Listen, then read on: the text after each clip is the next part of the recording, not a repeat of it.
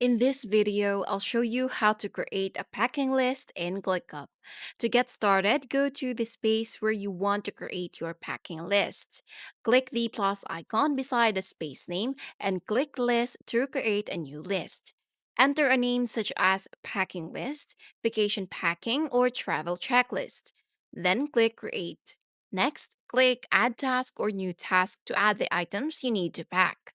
Create a separate task for each item, such as clothing, medications, electronics, documents, and other essentials.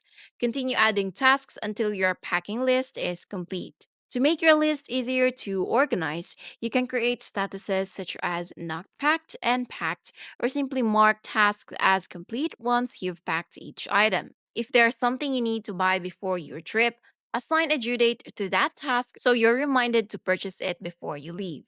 Using a packing list in ClickUp helps you stay organized, reduces the chance of forgetting important items, and makes preparing for your trip much easier.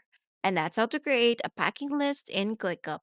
I hope this video is useful, and if you have any questions, make sure to comment down below.